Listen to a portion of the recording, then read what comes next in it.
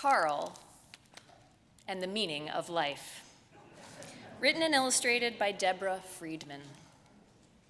Carl was not a bird. Carl was not a bear or a beaver. Carl was an earthworm.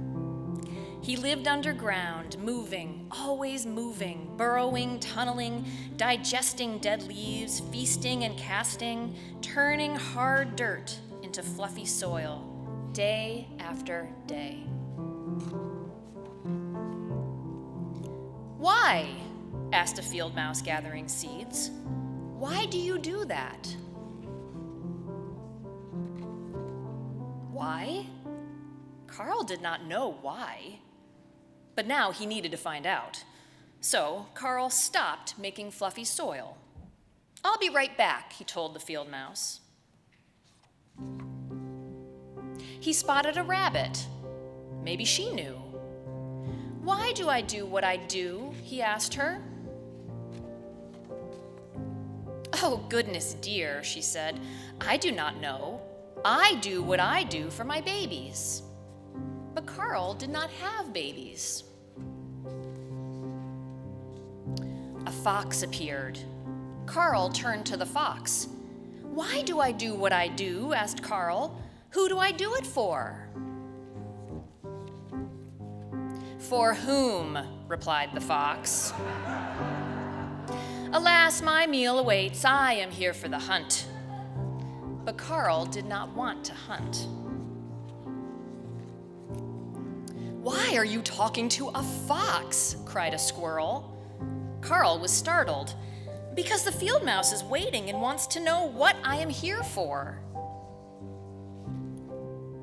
The squirrel declared, "I'm here to plant trees. Trees are where I sleep." But Carl could not sleep, not high in a tree and not without an answer for the mouse. He pushed on. And on. Hours turned into days until the soil was no longer fluffy. The ground around Carl turned barren and dry while he continued to search. What? Who? Why? But the birds had flown off to find grasses and fluff. The bear trundled away to look for berries. Soon there was nobody left to talk to. "What about me?" called Carl. The clouds were silent. So was the air. "I will never find out," he sniffled. Then Carl heard his sniffle echo, followed by a squeak. "I can't find any grubs," a voice cried. It was the saddest ground beetle he had ever seen. Carl peeked under a stone. No grubs. Then he poked at the dirt. It was hard, like rock. Where was his fluffy soil? Suddenly, Carl knew what he needed to do. "I'll be back," he promised. For hours into days, weeks into months, Carl munched, digested, left castings, and tunneled and turned that hard dirt back into rich soil. "You made my seeds grow," said the mouse.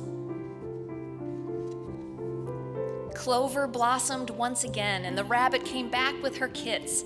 The squirrel returned to plant new trees. The fox was lured by the hunt. All of them able to do what they do. How? Well, why not ask Carl? The end.